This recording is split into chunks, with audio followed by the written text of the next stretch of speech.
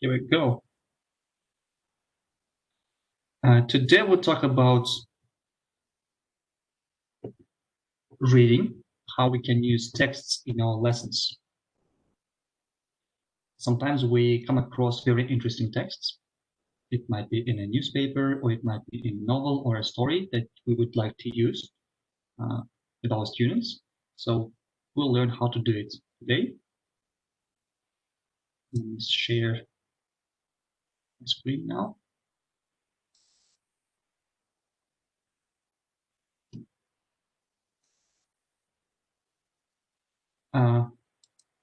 Before we start, when we use a text, when we use reading in our lesson, we usually divide it into 3 parts. What are they?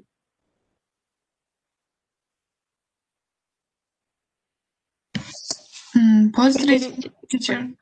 Good, good. Reading, pre-reading, reading, and post-reading. Good. Yes. Pre-reading, while reading, and post-reading activities. Well done. So let me show a lesson plan, a typical lesson plan that we use for reading a text. Step 1, engage the student. So this is the warm-up part, when we use a warm-up or a lead-in connected with the text. But we can also pre-teach new vocabulary, but I think warm-up is better anyways. For example, one of the techniques that we can use with reading might be when you select some numbers, dates, places, and people, let's say 5 or 6 items, and you write them on the board. And then you invite your students to brainstorm what these numbers, dates, and places refer to and how they are connected. So this is a very nice warm-up, a lead-in actually. This is actually a lead-in, not even a warm-up. Warm-up is usually, it might be a game, not connected with the topic, but the lead-in is connected with the topic. So this lead-in might be used. Students try to guess, like these people are connected with murder, I don't know, or with accident, via accident. The date when this accident happened, or whatever. And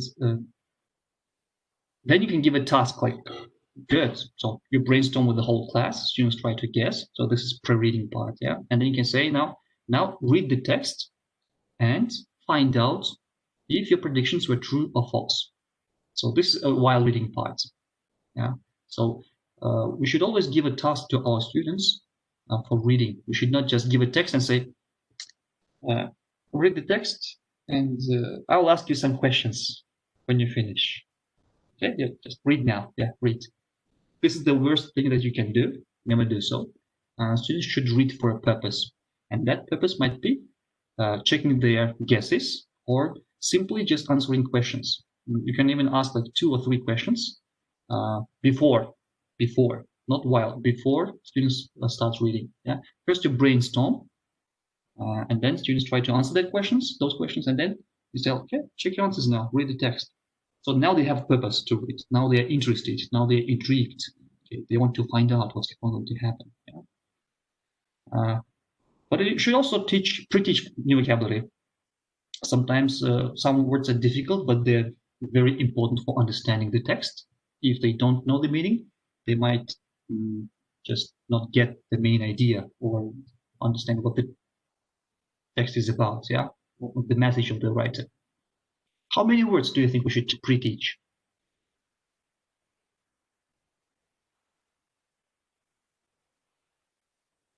How many? Any ideas? How many words should we pre-teach? Rabia writes 7 or 10. 5 to 10. 10. Aidos wrote 10. Adina, 10 words. 2, 3. 2, 3 critical ones. Critical ones. Exactly. To understand. As bad as it requires, Bigzada. Okay. It shouldn't exceed 10. 10 might be too many. 5 is enough. 5 might be quite enough. Even 2 or 3 might be enough. Even 2 or 3 might be enough, like the most important ones. If you pre-teach 10 or 20 words, well, then you might not have enough words for post-reading activity. Yeah, so we should leave some words for post-reading activity as well, and we should have our students guess the words from the context. That's why you shouldn't pre-teach all the difficult words. Yeah, as you've mentioned, we should maybe teach only 2 or 3, which are very crucial for understanding. All right. Okay, so now we brainstormed. Yeah, we brainstormed. We engaged our students. We made them interested. We taught, let's say, the 2 or 3 words which are important for understanding. How can you pre-teach? You can have them elicit the words, you write them on the board, and then you ask the students, just simply, very simply, what do these words mean? For example, emancipate, or I don't know, mesmerizing. What does it mean? And you elicit the words from students. Or another way, you just write the definitions, you mix them, and students must match. Or it might be a quiz or multiple choice. Or you can directly just explain the words. Yeah. So there are many ways of doing it. Good. So ask a focused question. Third. So this is while reading part. Yeah. This is while reading part. So it might be just 1 question, 2, maybe 3. Yeah. And then students read in order to answer that. After that, you check. Students have finished reading. You check those questions, like pre-reading, while reading questions. Yeah. You check if they answered them correctly. After that, we do what? Ask students questions about reading. So this is comprehension check, reading comprehension. So we usually have our students read the text twice. In the first part, we do skimming or scanning. We usually use scanning. So students have to find the information. Remember, dates, numbers, places, people. They have to find those items as quickly as possible in the text. Yeah, so they do scanning. You give like 2 minutes. You have 2 minutes. Students don't like it. They don't like scanning. They say, come on, teacher, we want to understand everything. You'll understand everything later when you read for the second time. Now just skim or scan. Why do we do it? Because it's a very useful skill that we can use. Where do we use it? Skimming and scanning in real life. IELTS? In IELTS, when they take a test, for example. Yeah, true. Yes, it's a good technique. We can use it in IELTS when taking. Actually, I do so. I did so, and I scored really well in reading part. I got 9, I think. For example, 8.5. one paragraph, the first sentence and the last sentence. I recommend my students to read questions before reading the text. So you read the questions first, so you have idea. You can even underline some important words in the questions. Okay, and then you start scanning. You scan very quickly. Or when we do research, for example, again, we need to read a lot of articles. And before reading, we read the abstract. Yeah, we read the abstract. And then we have an idea if this article is good enough or not good enough for my research. Or you can even have a look quickly through the article itself. So we need this skill. Scanning is a very good skill, and we need to teach it to our students. So we use scanning in while reading part. In post-reading part, we use intensive reading. Yeah, when students read for comprehension. There are 2 parts, 2 kinds of reading. Yeah, intensive and extensive. Extensive is reading for pleasure. When we read outside the class, we choose any novel or any graded reader that we like, and we read for pleasure. Nobody evaluates us for this. We don't get grades, but we can get grades in post-discussion in class. Yeah, this is intensive reading. In class, we do intensive reading, which is reading for learning. Reading for learning. So they read for details. They try to comprehend, to understand what the text is about, and answer those questions in detail. Okay, so we're finished with comprehension part. It shouldn't be only comprehension questions. We should also use it to teach new vocabulary or grammar. So we usually use text for 2 purposes. We teach grammar or vocabulary. It might be a vocabulary exercise. Students must find the words, usually highlight them or underline them in the text. Or you can put numbers, lines. Usually we have in the text lines like 5, 10, 15, 20. Why do we have them? Because when we search for words, we can easily find lines, because we'll have a task, vocabulary task, like what does inhibit in line 23 me. And you just look at numbers, 25, so it's here. You read the sentence, and you try to guess using the context. So this is also a very nice technique, and we should teach vocabulary this way, because in real life we don't always know all the words, and nobody stops, especially if it is news, or if it is a movie that you're watching in a theater. Nobody's going to pause and translate it for you, so you have to guess from the context. Or you can use grammar. Again, we teach grammar through the context. We find it in the text. We have to figure out the rules. For example, I learned inversion when I read one article in a journal. Like, had I known that he was going to be such a monster, I would have never given a birth. A woman wrote this. Had I known that he was going to be so it was a murderer, in the future. So his mother wrote, had I known if he was such a monster. Had I known. Very interesting. But I figured out that it is a third conditional, and they use it inversion. If I had known. We learn it if I had known, but look, we can also use it in such a way, had I known. Also we put had, the helping verb in the beginning. We drop if, had, then subject, had I known. And verb 3. Wow. Cool. So you can teach grammar this way as well. And we usually learn it this way in our course books, if you noticed. And after that, we can have discussion, follow up. We can have a few questions and discuss the topic. So if the topic was about, I don't know, accidents, there might be like 5 or 4 questions. Like, have you ever had an accident, for example, or anyone you know had an accident? When did it happen, and blah, blah, blah. Now let's have a look at New English File Up Intermediate that you used in the second year. So Warmup. Warmup. So you can have just a quote connected with the topic. So here we have a quote by Harrison Ford. This is warm-up part. So it's about actors, and Harrison Ford is an actor, as you know, quite old, but he was very famous in his time.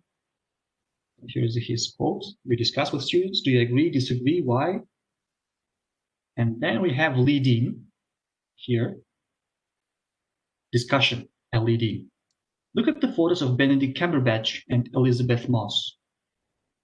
Read their biographical info, and here questions. Have you seen any of the TV series or films that they have been in? What did you think of them? So, questions about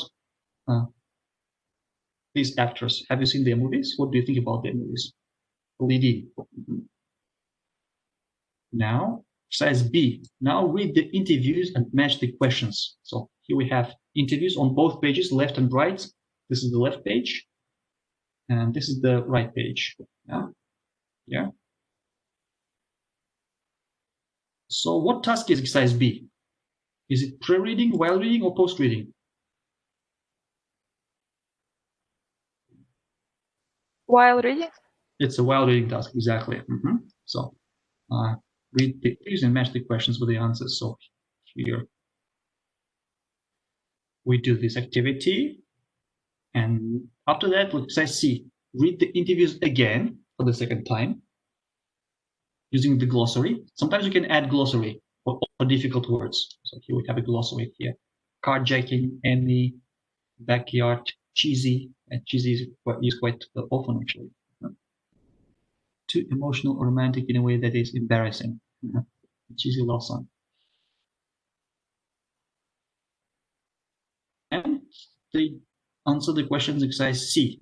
This is, of course, post-reading, reading for comprehension, post-reading.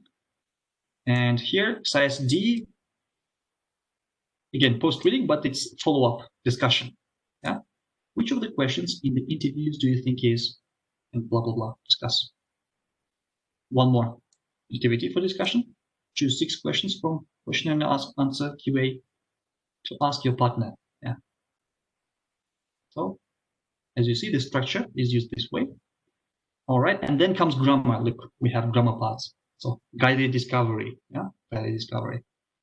And now read the questions in 1B again and answer the questions. So here are the questions on about grammar part, about grammar, yeah. And students have to figure out using the context. And then comes what? Controlled practice, yeah, or guided practice, or it's just practice. Sometimes it's called practice. If it's PPP, presentation, practice, production, yeah. So this is practice part, when students practice. Grammar Bank 1A. So we have 3 types of practice, yeah. Guided practice, when teacher explains, students. Independent. Yeah. Less guided practice, it's guided but less. And production or independent practice, when students produce by themselves. Nobody's helping them. They're producing by themselves. So we have, but before that we have guided practice, yeah, guided and less guided. Sometimes teachers skip less guided practice. You can have only guided one. All right, and let's have a look at another example. Extreme interviews again. Extreme interviews. This is another page. And here, look, very nice warm-up and leading. Look at the photos with the article. What do you think is happening? So here's the picture.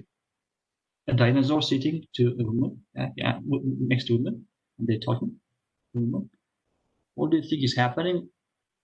Do you think the question is one which someone might really ask in this situation? Why not?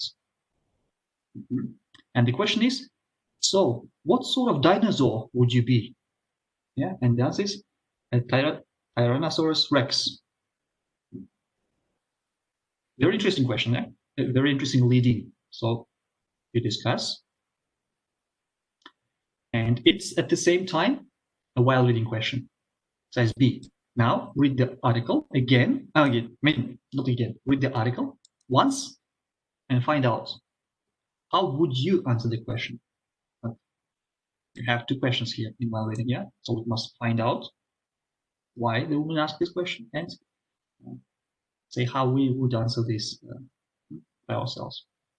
So in other words, you can just study your course books that you used as students yourselves, or if you're teaching now as teachers, you can have a look, study the parts, and you'll actually see the picture. You'll understand that like there is pre-reading part, while reading, and you can have you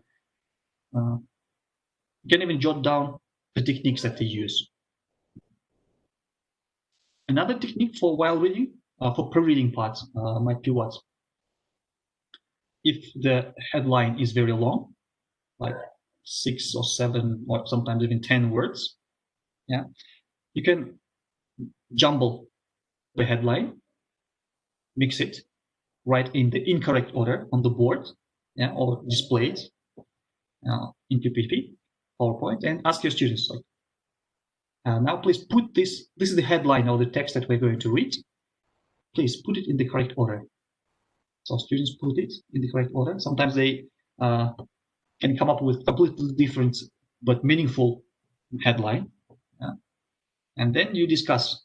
Then you give the correct answer, of course. Then you discuss, like, what do you think the article is going to be about? Or if it is a question, like, do you agree? If it is a statement, yeah, do you agree with the statement? Why do you agree or disagree? This can be used as a lead-in as well. All right. And then, so we had this while reading part. This is the second page. Read the article again. So we'll read it again. So first we're scanning. I'll read it again. And try to work out the meaning of the words. Here's the vocabulary, highlighted words in the text. Here they are, they're highlighted, look, in yellow. Approach, demanding, job seekers, and so on. Then we have listening. Listen and check. Yeah. Underline the stress levels. And discussion. Using your own words, answer the question with partner. Post discussion, yeah. Follow up. And exercise G again, follow up. All right. Yeah, there is listening extra. So, and there is another one, and again, very interesting. Look at the beginning of two true stories.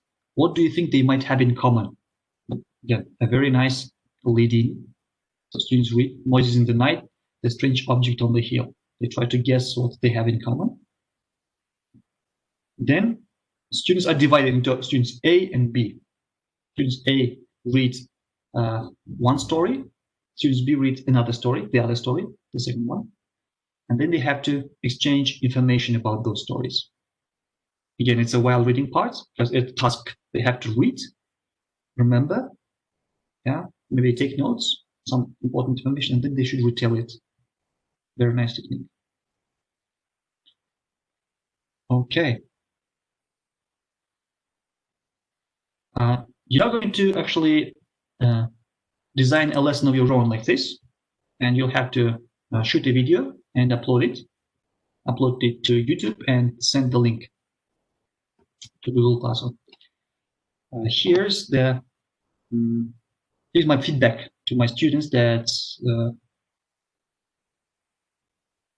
developed their own lessons but made a lot of mistakes. So these are the common mistakes. Some students didn't use different interaction patterns. So interaction patterns, so individual work, pair work, group work, or work with a teacher, for example, yeah. So they used only maybe individual or teacher-student interaction, but they didn't use pair work or they didn't use group work. So try to use different kinds of interactions. Employ different types of activities like reading and writing or reading and speaking. Yeah, so it shouldn't be only reading. Yeah, you should use different, at least 2 skills in one lesson: reading and speaking. If you can add listening, it's also okay.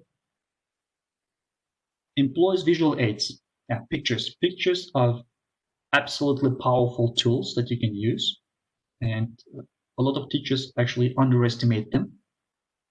But pictures, yeah, they're really great. You can show a picture, for example, and ask your students to predict what's going to happen next.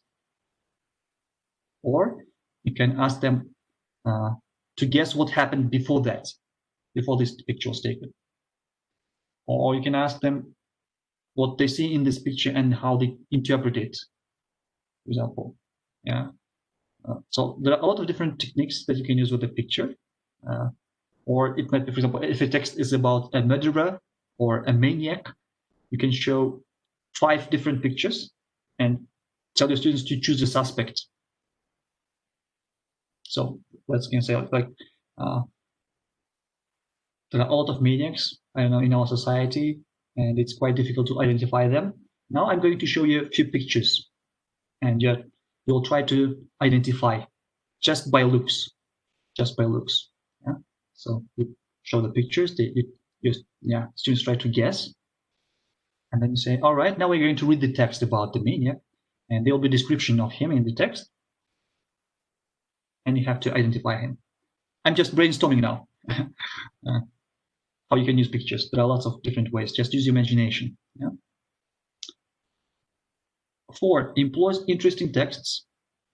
Try to use the texts which are interesting for your students, not to you only. Yeah. So if you are a fan of ABBA, it doesn't mean that your students are fans of ABBA. Yeah. So maybe they are fans of Billie Eilish, for example. Yeah. So, but I don't think there will be a big generation gap between you because you're young. It'll be like 4 years generation gap. It's not a big deal. But later, yeah. Or if you teach adults, for example, if they're grown-ups, yeah, again, there might be generation gap. How can you identify students' interests? You just can simply ask them, and you can get feedback from them about their likes and dislikes, the topics that you would like to discuss. Yeah, you might have a questionnaire. Extra tips, yeah. Prepare for your demo lesson. Yeah, we had demo lessons. Yeah, students would come in on-site teaching. Yeah, students would give their demo lesson. But now I think you'll shoot your videos. Yeah, and we'll watch those videos during our lessons. Prepare beforehand, not just 1 week before. Yeah, try to prepare way ahead of time. Look through the books. At the time we used Inside Out. You can have a look through your English file or Inside Out if you have it, PDF version. They also have very interesting and different techniques for pre-reading and while reading part. For example, if the text is about cities, there might be like 4 small texts about different cities. And you can show 4 pictures of different places, sightseeings. It might be a bridge, it might be a square, it might be what else? A statue, yeah, whatever we can think of. It might be a clock. And then you ask your students to match the pictures with the cities. They try to match, okay, without reading. So we're brainstorming, yeah, trying to guess. And after that, now read the text and check your guesses. Another technique might be when you remove the headlines, you just remove the names of the cities. You write them separately, and then say, you can ask, in the beginning, you can ask questions, like you can show pictures of those cities. Like this is Barcelona, this is, I don't know, Mexico, this is another city, capital, it might be capital of Japan, yeah. And you can ask, like, have you ever been to these cities? Or what do you know about the cities? And blah, blah, blah. So discussion part. Now, you're going to read 4 texts about these cities, and you have to match them. So the city with its description, yeah, one of the techniques. So there are a lot of ways that you can use pictures and pre-reading parts, yeah. All right. And yeah, don't forget to write your tasks, of course. Yeah, sometimes students forget to write tasks.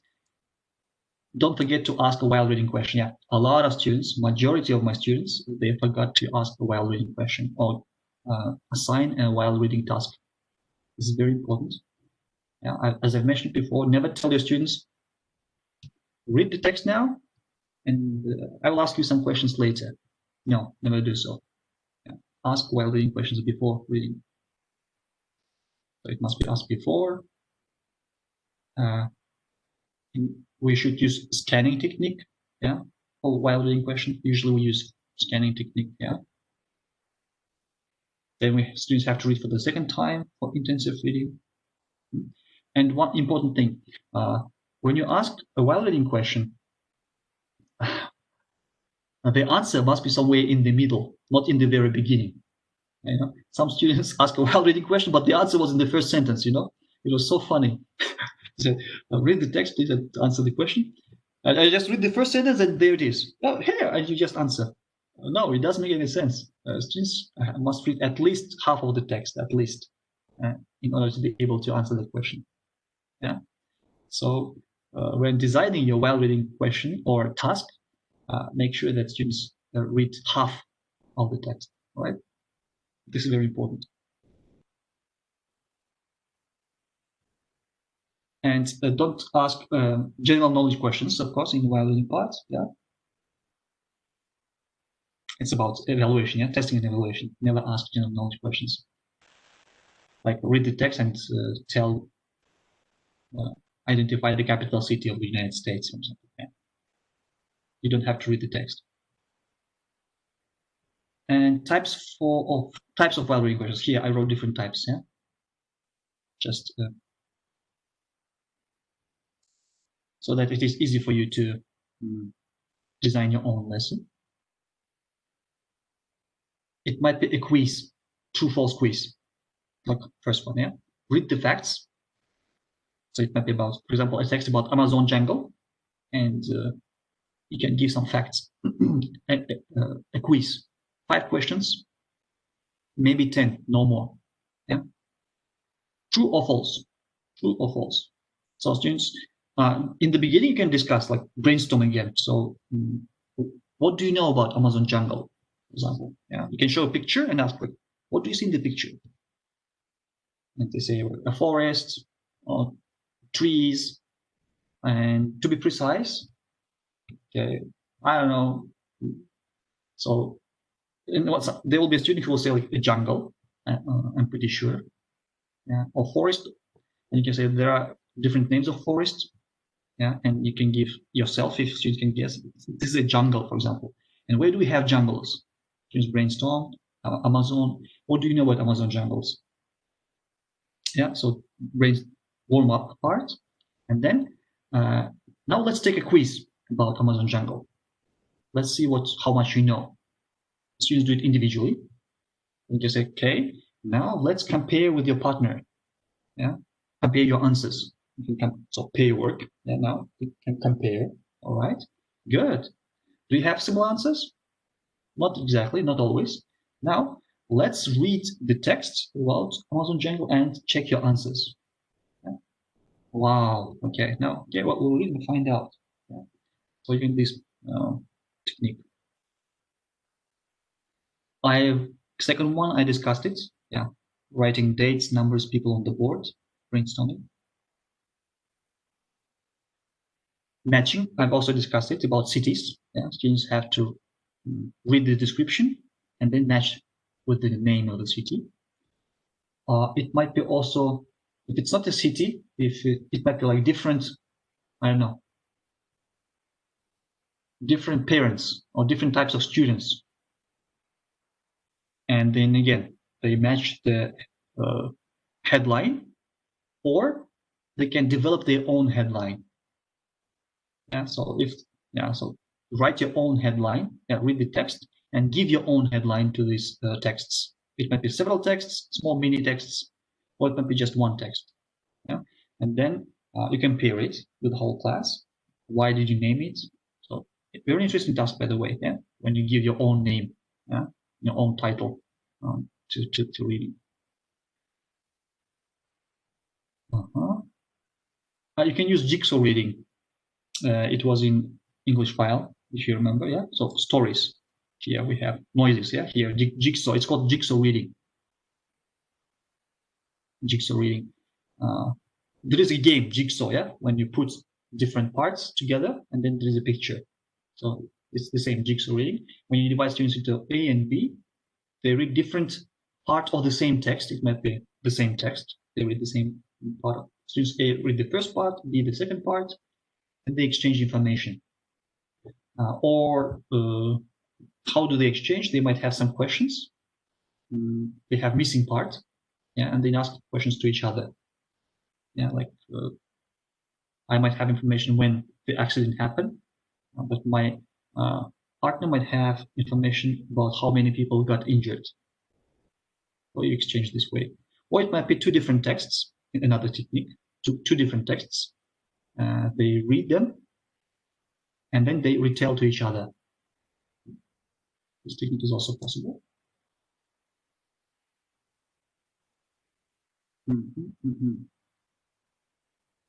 Size 7 we discussed, yeah. Choose the best title, yeah.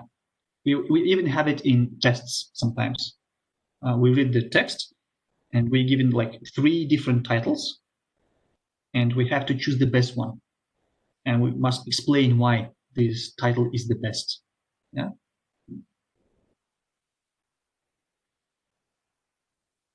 Read the 4 extras, label the extras with the headings below. Yeah, I've discussed this. Okay, here I have a sample lesson. Actually, I uploaded everything to our Google Classroom. Maybe you've noticed it. I have a sample lesson as well. So here is the warm-up, leading.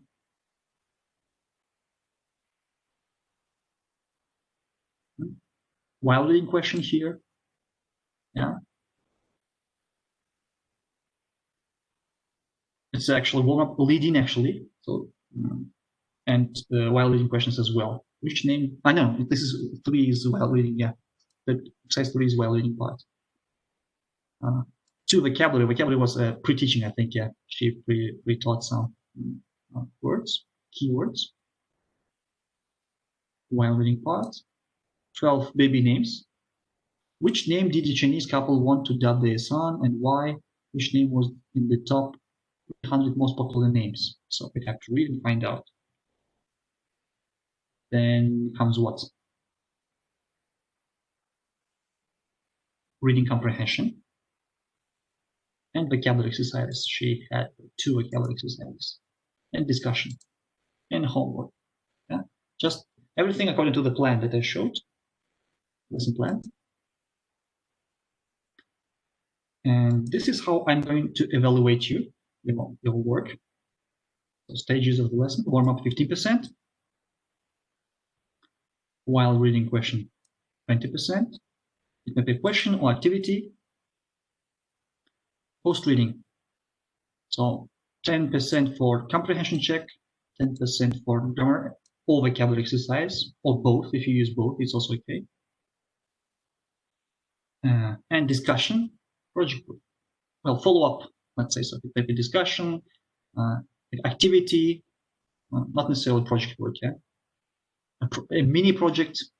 Yeah, I don't know, trying to solve the problem, for example, a task. Yeah? Assigning homework, 5%, and classroom management. Well, in classroom management will be very difficult, but I think I will evaluate warm language, how warm your language is, how you're going to use that, yeah, your body language, your facial expression, your posture, directions that you give, if are they clear or not, yeah. So if you use different interaction patterns, yeah, I think I will evaluate them mostly. Not if you use encouraging language and so on. Okay.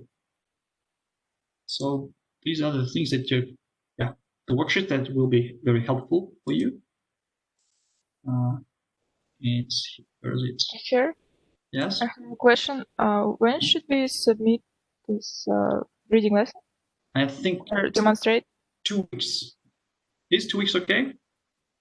I think 2 weeks should be okay. Enough. Should we submit it or demonstrate to our peers? Actually, demonstrating is even better. Mm-hmm. Demonstrating is even better because a real audience is really great. Let's demonstrate it. Yeah. Let's demonstrate it. Individually? You'll do it individually, of course, but you will not demonstrate it for like 40 minutes. Only 20. For only 20 minutes. And because you're not going to record it, let's make it next week. Let's start with the next week. And I need volunteers. Me, Bayan. Bayan? Okay. Yes. And second? Who's going to be second? Aygerim. Aygerim? Aygerim who? Yes. Sunny? Aygerim Amangelde. Amangelde? Okay. Then you two demonstrate it next week, yeah? Separately, 20 minutes each. Well, I think this is it for today. If you have no questions, yeah. Teacher, Yes? I want to just clarify. So just reading part here. It must be the whole lesson from the very beginning till the end. And you will use the text. You'll use the text. You'll use pre-reading part, while reading part. Yeah. I mean, and post-reading. The whole lesson.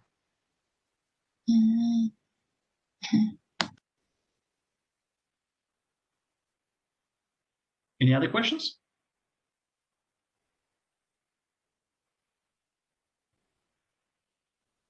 Are you going to share the recording? Yeah. Yes, I will. Don't worry. I'm recording now. And I will upload it to YouTube and send the link to Google Classroom.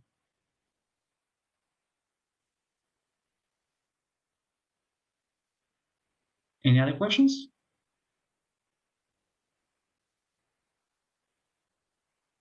So here it is, Google Classroom, and here. and so, should we just make a lesson plan? Or? Yeah, of course. You will need a lesson plan. Yeah, it doesn't have to be very detailed. every minute. No, I don't need it. You don't have to write every minute, but you must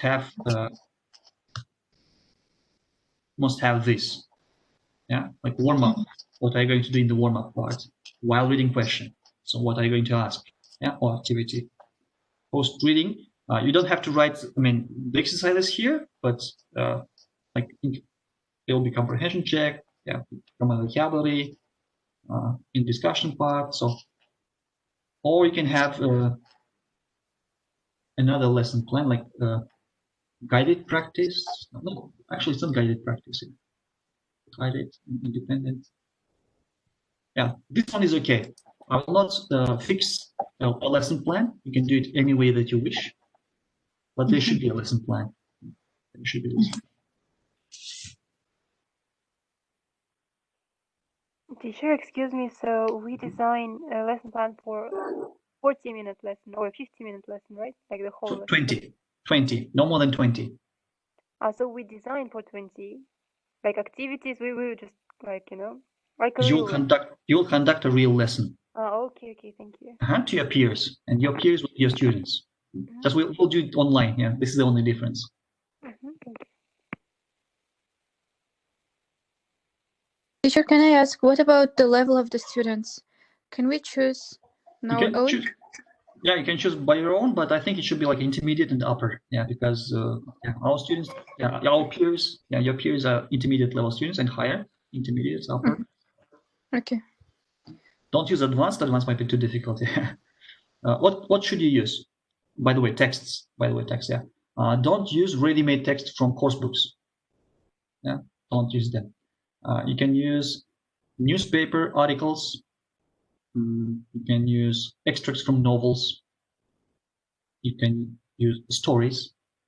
There are sometimes different stories. Chicken soup stories.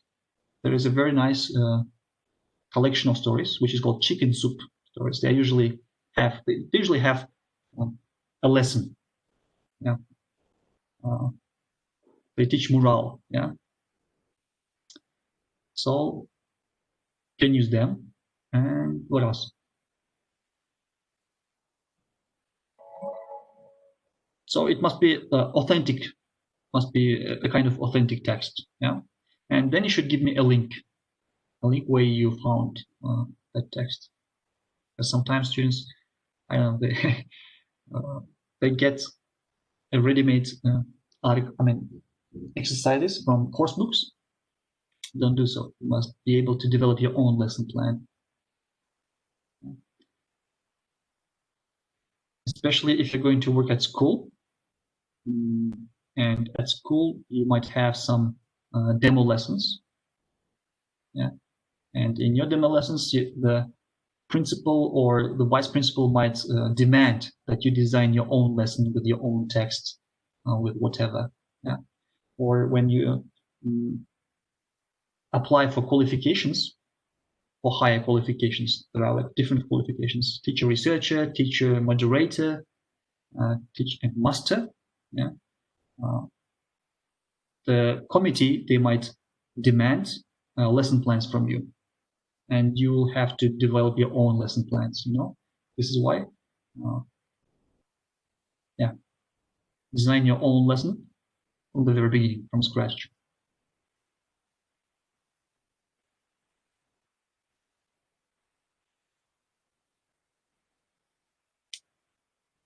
Any other questions?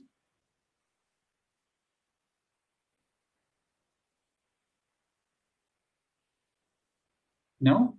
Well, if there are no other questions, I'll stop recording and I'll finish our lesson.